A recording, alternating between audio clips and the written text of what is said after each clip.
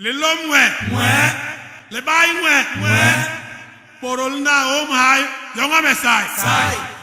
Nous voyons aujourd'hui des gens, n'est-ce pas, à chaque fois ils s'élèvent et disent qu'ils vont bénir, et disent qu'ils vont changer la vie des gens, deux fois même par d'autres moyens qu'on ne maîtrise pas du tout. Un homme peut-il bénir? Un homme peut-il changer la vie d'un autre? Un homme peut-il, par quelque moyen que ce soit, apporter quelque chose dans la bénédiction d'un homme? Quelle est la source de la bénédiction? Que dit le Mbok Bassa? Restez plongé dans l'univers du Mbok Bassa.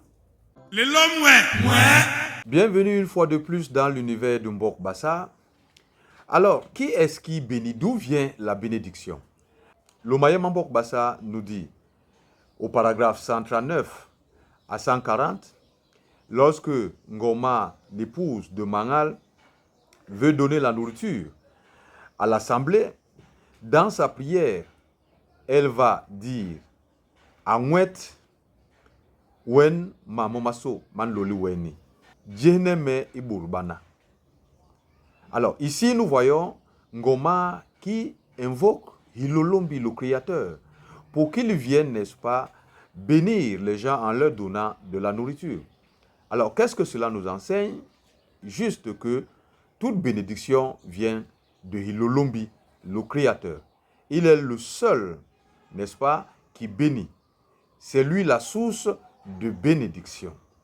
Alors, personne d'autre ne peut se prévaloir donner la bénédiction.